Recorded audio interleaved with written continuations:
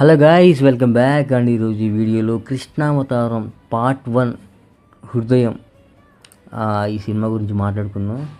And ఈ cinema అయితే first of all అందరికీ నచ్చకపోవచ్చు. చాలా స్లో నెరేషన్గా అయితే సినిమా అయితే ఉంటుంది.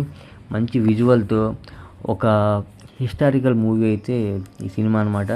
అండ్ ఎవరైతే యాక్షన్లు, ఫైట్లు, యుద్ధాలు ఇవి కోరుకుంటే మాత్రం దీంట్లో అయితే ఏముండవు. ఇవన్నీ కూడా ఉండవు కాబట్టి టైటిల్ మీరు చూసుకోవచ్చు, కృష్ణావతారం పార్ట్ 1 అనమాట. సో ఈ సినిమాకి మనకి ఇది ఒక ఎమోషనల్, ఒక హిస్టారిక్ మూవీ ఇది.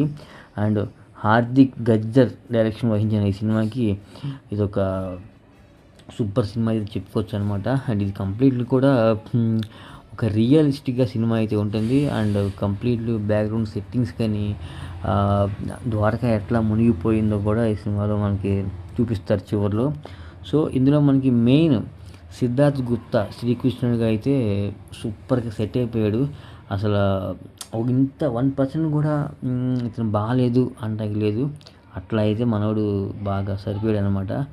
అండ్ అలాగే ఇందులో మనకి విజువల్స్ అండ్ ఫోటోగ్రఫీ అసలు నెక్స్ట్ వాళ్ళు చెప్పుకోవచ్చు. అసలు ఎట్లా ఉందంటే కంప్లీట్గా ఒక యూనిక్గా, ఒక మంచి డిజైన్గా అయితే సినిమా అయితే ఉంటుంది. అండ్ కలర్ఫుల్గా ఎక్కడ కూడా బడ్జెట్ కాంప్రమైజ్ కాకుండా సినిమా అయితే అండ్ నిర్మించారనమాట. అలాగే ఒక పెద్ద పెద్ద ఫైట్లు, యుద్ధాలు, కత్తులు, సుత్తులు ఇవన్నీ ఏం లేకుండా ఒక ఫ్రెండ్లీగా, ఒక కొడుకుగా, ఒక భర్తగా కృష్ణుడు సంబంధాలపై ఎక్కువగా ఇది చేస్తూ సాగే సినిమా అయితే ఇదనమాట. సో ఇది కంప్లీట్లీ కూడా ఒక డివోషనల్, ఎమోషనల్ మూవీ. ఇది అందరికీ నచ్చకపోవచ్చు, కొంతమందికి మాత్రమే సినిమా అయితే నచ్చుద్ది.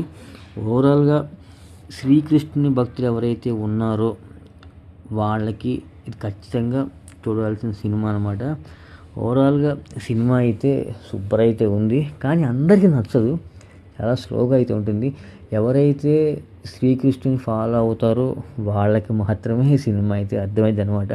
క్లైమాక్స్లో ద్వారక ఎట్లా మునిగిపోయింది, ఎందుకు మునిగిపోయిందో కూడా చూపిస్తారు, అదొక మంచి విషయం. సో ఓవరాల్గా అయితే సినిమా ఎట్లుందయ్యా అంటే కంప్లీట్లీ ఓన్లీ శ్రీకృష్ణ లవర్స్ అయితే ఎవరైతే ఉంటారో వాళ్ళకి మాత్రం సినిమా అయితే సూపర్గా అయితే ఉంటుంది. రిమైనింగ్ వాళ్ళకి మాత్రం కొంచెం బోరింగ్గా, ఏంట్రా ఇది అమ్మ ఏమీ లేదు అనిపించవచ్చు. ఓవరాల్గా అయితే సినిమా అయితే డివోషనల్ పరంగా బాగుంది. అండ్ ఖచ్చితంగా చూడండి, తెలుగు కూడా అవైలబిలిటీగా ఉందన్నమాట. సో ఓవరాల్గా అయితే